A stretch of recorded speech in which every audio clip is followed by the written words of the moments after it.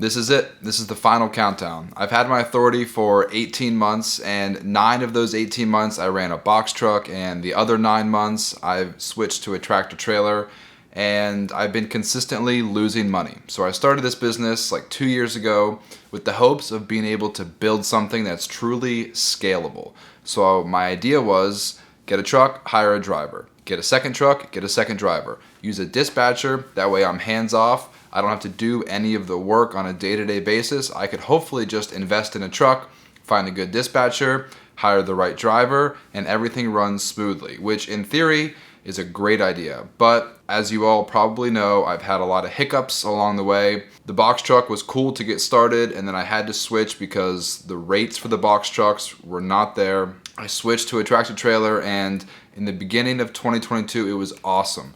But rates have plummeted. I just looked at the DAT analytics, and I think the average rate per mile for the spot market coming out of the Northeast is like $234. It's the same thing for the Southeast. The Midwest is a little bit better, like $265 a mile. The national average was like above $3 a mile back in January and February. And as you guys already know, fuel prices skyrocketed in the summer. So my business has been struggling significantly. So these last 2 months of the year, this is the final countdown. If my business is not successful, I hate to say it, but I'm gonna give up. I'm gonna quit the business. I've already lost literally thousands of dollars. It's been a really cool experiment. I lost a lot of money. I'll consider it investing. I invested a lot of money into a business, into a great life lesson. I learned so much, met a lot of great people, learned a lot about the freight market, the logistics industry, trucking companies. I'm done losing money. I cannot continue losing money, so we got 2 months. We got 2 months to turn it around. I'm wiping the slate clean. $0 net income as of November 1st. Whatever happens these last 2 months will decide the fate of my trucking company. So I'm gonna give you guys just a little synopsis of the past 2 weeks to kind of see what's been going on. I used to do this on like a weekly basis, kind of tell you guys how my business was doing, and I've gotten away from that a little bit, but I'm just gonna show you guys the numbers. So I'm gonna start 2 weeks ago. So I think like October 24th was like a Monday maybe, but so we're going 2 weeks back. So the end of October, I went from Pennsylvania all the way down to Texas, which is my first time doing that, and it was bad. So I hire a driver, so I'm not an owner operator, like I don't drive my truck, so I'm more focused on getting my driver the correct number of miles so that he can get paid. And then hopefully my dispatcher finds the best rate per mile. But for the past 2 weeks, we've been averaging like $2.55 a mile, which I think is right along with kind of where the spot market is. We've been trying to do longer loads, so like 400 or 450 miles. I know that if I do shorter loads, I could probably get a better rate per mile, but then my driver doesn't get the miles he needs. So I'm just gonna run you through the loads that we've been running these past 2 weeks. So I went from Pennsylvania down to Texas. That was terrible. That was like 3 weeks ago, kind of ending out the week. So we ended up in Texas. That's where we're starting 2 weeks ago. So we took 2 loads on Monday and Tuesday, and we did a total of like 330 miles, but we ended up getting paid almost $1,000 for those 300 miles. So we didn't really quite get the mileage, but we got the rate per mile. So the driver didn't make out too well, but he went from Pennsylvania all the way to Texas. So he got his miles over the weekend, and then he sacrificed some miles on Monday and Tuesday so that I could recoup some of my profit. So we averaged like $3.30 a mile, just doing 2 little short runs to position ourselves coming out of Texas so that we could go back north and get to the Midwest. So we went, then we ended up being in Houston, and then we took a load from Houston to Alabama for 742 miles. It was paying $1,800. So we ended up leaving Texas for $2.48 a mile, which in my opinion,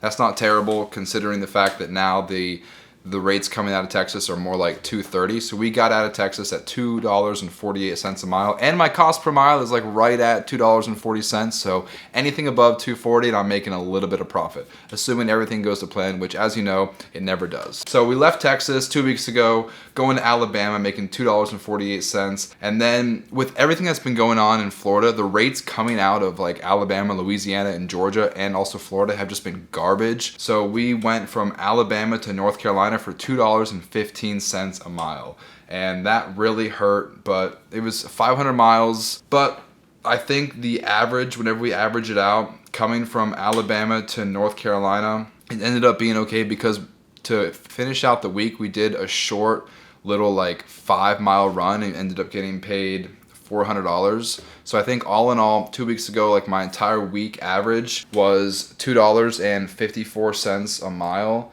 And we ended up doing 1,600 miles, which isn't great, but I know the week before that, my driver got like almost 2,500 miles. So 1,600 miles at $2.54 a mile.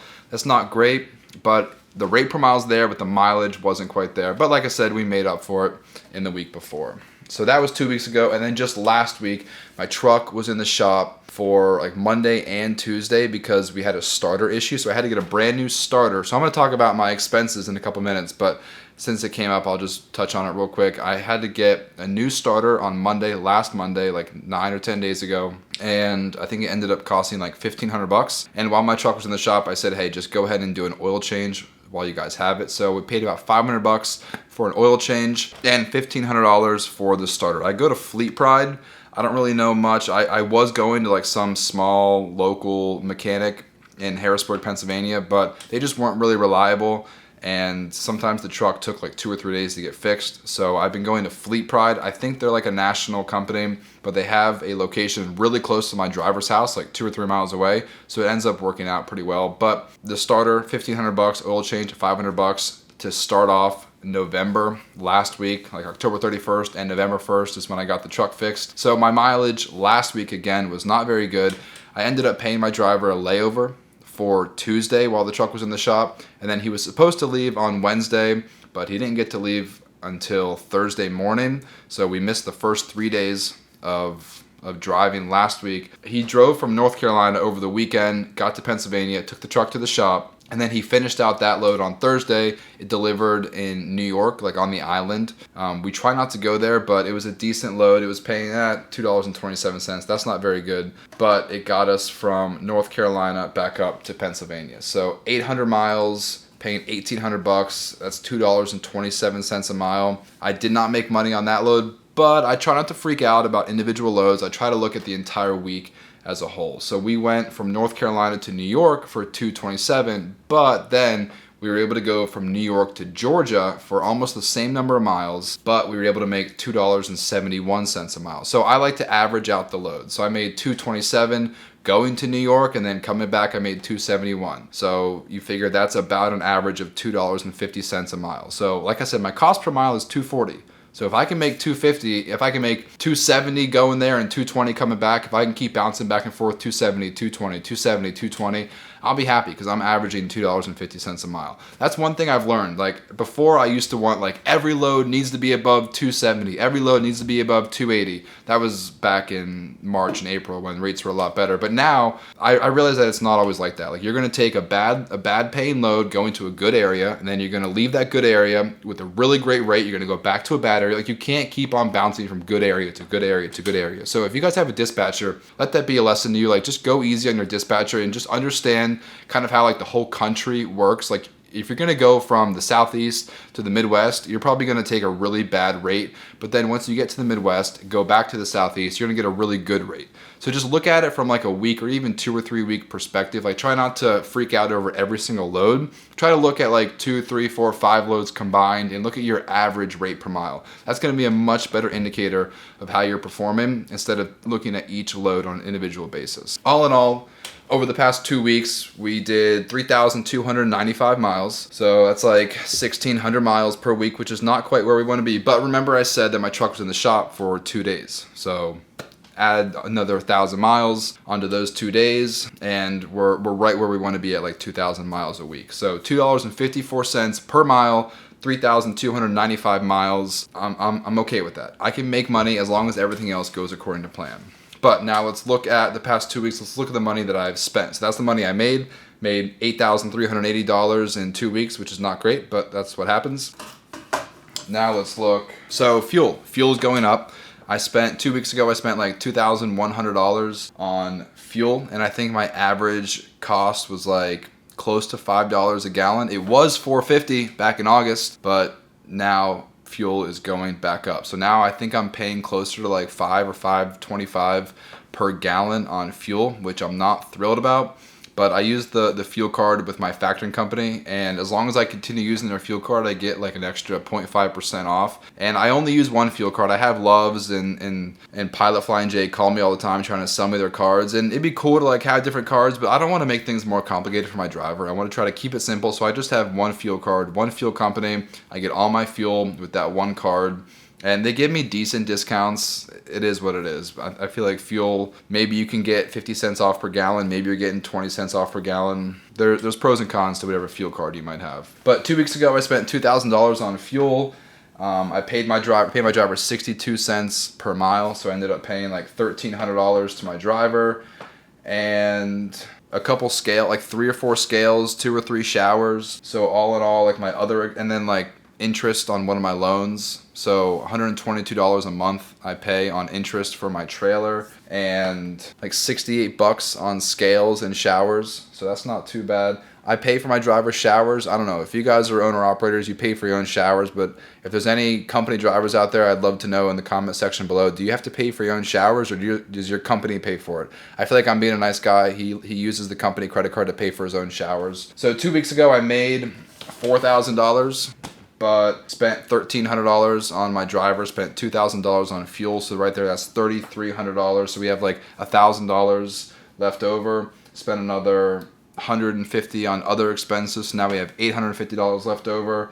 But I always factor in like weekly cost for my truck, my trailer, and my insurance, and all of that ends up being close to like $900. So I pretty much broke even 2 weeks ago after I paid for my truck, my trailer, my driver, my fuel. That was 2 weeks ago. So that's why I broke even, not because my rate per mile wasn't good. My rate per mile was fine at $2.59 a mile. But the reason I broke even was because I didn't get the mileage. So at 1,600 miles per week, I'm not making enough money for my fixed expenses. So I need to get the miles up. I'm always harping on my driver and my dispatcher, like, we gotta get the miles. My driver is slower than other drivers that I've had in the past. He's a very safe driver, but he's a little bit slower.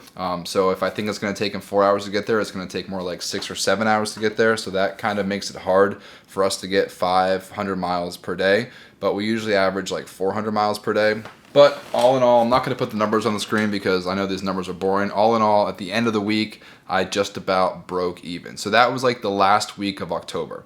But like I said, I'm wiping the slate clean. I care about what happened in the first 10 months of the year, but I'm not going to let the first 10 months of the year affect my decision for the last 2 months of the year. So as long as I am profitable, even if I like break even, I just cannot be negative for these last 2 months. That's all I care about. I've lost so much money in this trucking company. I just don't want to go negative.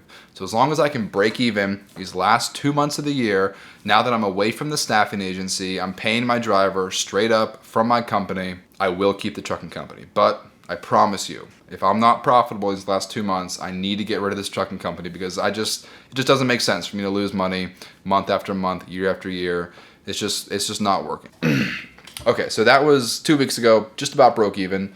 I'm going to show you the first week of November. So last week was a bad week because I had the truck in the shop for the first 2 days, and I spent like $2,000 on repairs. So obviously I'm not going to be profitable this week, but I'm not going to get another oil change. I'm not going to take the truck back to the shop in the next 2 months unless I absolutely have to, unless I blow a tire or the truck won't start for whatever reason, or the check engine light comes on. Like, I'm done taking the truck to the shop unless it's an emergency. So hopefully this $2,000 that I just spent to get the truck fixed are kind of like the last big repair bill that I have. We'll see what happens. I haven't had much luck. While I'm on that topic, I do want to bring it up. If I can go back in time, I probably would have bought a newer truck. I've spent a lot of money on maintenance. I've lost a lot of downtime on maintenance, and I've missed a lot of revenue because of maintenance. So if I can go back in time, I think I would have saved up a little bit of extra cash to buy like a newer truck, maybe like a 2018 or a 2019 with like 200,000 or 300,000 miles on it.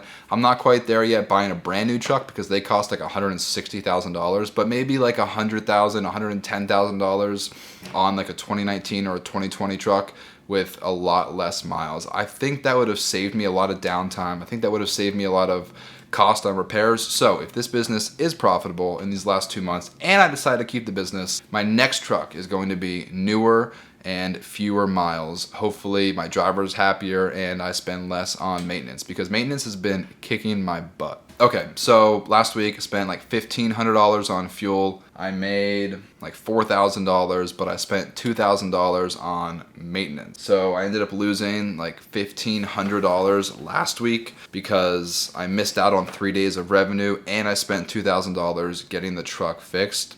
So I'm starting off these last 2 months in the hole, $1,600. So I need to make up for that. I will definitely keep you all posted. I will try to make weekly, maybe bi-weekly updates on the last hoorah of my business, the final countdown. Hopefully I can be profitable. Hopefully I can keep this trucking business, but I definitely want to keep you all posted. So next week, be on the lookout for an update. Hopefully I'm profitable. Hopefully I can stay in business. If you are an owner-operator, if you have any questions or any comments, let me know in the comment section below. I'd love to hear your feedback on how I'm running my trucking business. If you have any tips or tricks for me, let me know, because I need all the help that I can get.